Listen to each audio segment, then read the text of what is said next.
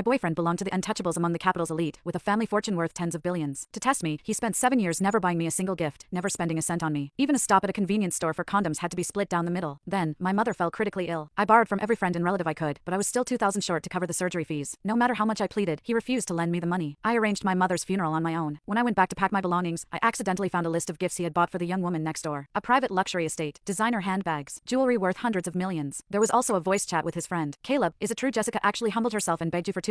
Caleb Brooks let out a low, amused laugh, his tone lazy and indifferent. Nevaeh wasn't wrong. Anyone who goes around begging over 2,000, what else is she if not a gold digger? We've only been together 7 years and she's already trying to get money out of me, so that was the truth. 7 years of so-called testing, it seemed, had been sparked by nothing more than a few manipulative words from a young woman next door. However, it no longer mattered. The moment my mother passed away, I had already decided to leave him. I had just tucked the gift list away when the front door burst open. Caleb Brooks stumbled in, a little tipsy, and plopped down next to me. You were gone for a few days. I bet you thought you wouldn't come back. However, you missed me too much, didn't you? You just had to come back. He almost said out loud that I returned just to con him out of his money. Maybe he's always seen me as just a girl after his cash. Without even glancing at him, I scooted away, avoiding the arm he tried to drape over me. He looked at his hand, then at me, confused. He figured I was just upset about the $2,000. I'm a little thirsty from all the drinking. Go fetch me some lemon soda, he said. He was always like that, bossy and dismissive. However, when he first pursued me 7 years ago, he pretended to be poor. He had me completely fooled. Jess, I've got nothing, and I can't promise you a future. However, we can work hard and make a good life together. I believed his honest face back then and agreed. I needed money, but I could get by on my own hard work. I was touched by his promise to work hard together. However, the longer we were together, the more I realized that he was not like everyone else. He would turn his nose up at anything cheap. He would make me do things that he could easily do himself. It all clicked when I saw him step out of a fancy car and into a swanky club, treated like a star. That's when I knew our relationship was built on lies. He was always afraid that I was just after his money. Caleb spoke up again, snapping me back to the present. If you need money in the future, just ask me. Don't use your mom's sickness as an excuse. You're not scared of getting what's coming to you, huh? His words seemed so silly to me now. I looked up at him with an icy stare. Would you actually give me the money if I asked? He paused, looking unsure for a moment. However, then, as if proving a point, he gave me a mocking glance. Nevaeh was right. You're only with me for my cash, he said that and sent me a transfer of $1.88 on his phone. The note with the transfer contained 2 words, gold digger. I had been with him for 7 whole years and had not spent a dime of his money. I even gave him gifts on holidays and anniversaries. He took them like he was entitled to them, but he never got me anything in return. He would mockingly ask if I thought it was a man's duty to buy gifts for his girlfriend. That's how he looked at me, like a gold digger. After all, he was an heir with billions to his name. I thought about the gifts he had bought for Nevaeh Smith. I thought about my mom, who had suffered so much from her illness and died in pain because we could not afford her treatment. I could not stand to be near him a second longer. I got up to leave, but then there was noise at the door. Nevaeh came in, taking off her coat to reveal a sexy outfit underneath. However, when she saw me, she was startled and quickly put her coat back on. Jess, why are you here? I turned to Caleb. If I'm not mistaken, this is our place, isn't it? Do you give out the password to just anyone and allow them to waltz in whenever they want? Nevaeh looked like I had accused her of the worst crime in the world. She dashed over and plopped down next to Caleb, taking hold of his arm. Caleb, I'm not just some stranger to you, right? I only forgot my house key and needed a place to crash for the night. And think about it, if you didn't agree to split the rent, Jess would be stuck paying it all by herself. Really, Jess is the one who's getting a good deal here.